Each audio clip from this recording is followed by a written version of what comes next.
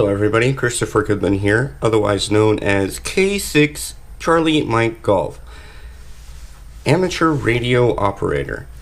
Now, a couple of my friends have gotten their technician license and they are also hikers, and they asked me what should I bring on the trail with me other than just my radio.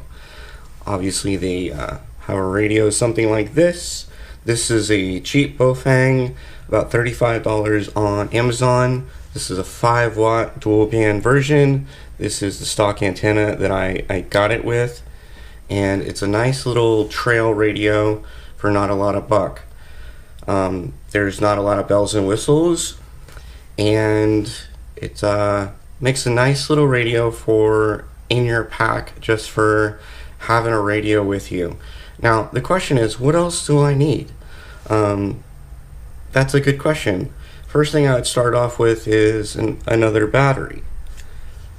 Now, a note on this: charge both batteries before you leave home.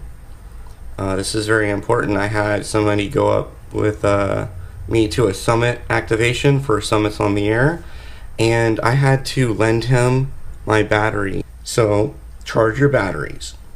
The other thing I would make sure you know how to do, know how to use all these buttons on your radio. Be able to program a frequency in your radio, know how to get into VFO mode, and be able to dial in a frequency just as I'm doing now that you probably can't see.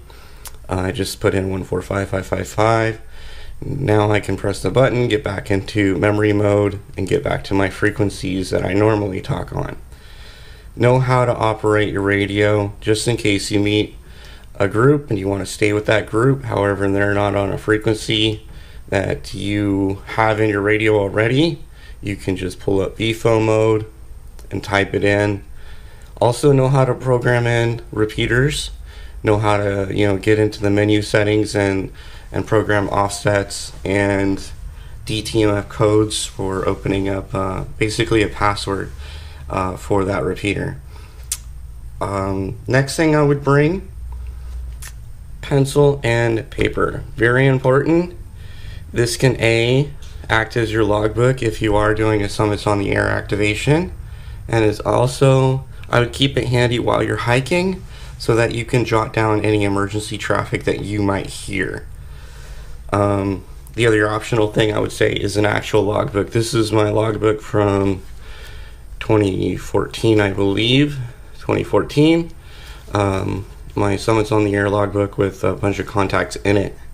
So that's one thing that I might do if you're going to sit on a summit for a while and just play radio and just make contacts. Get yourself a dedicated logbook. And this one's portable. It's all weather. Let's see, weatherprooflogbooks.com. So there you go. That's where I got that one. Another thing I might recommend is a better antenna. As you can see, this one's a little bit longer. This is 2 meter 440 as well as this one. They make some longer than that. I have a 19-inch version. That would be very handy. It gets a better signal out. These are both compromised antennas, though. Even the 19-inch version is getting better, but it's still compromised.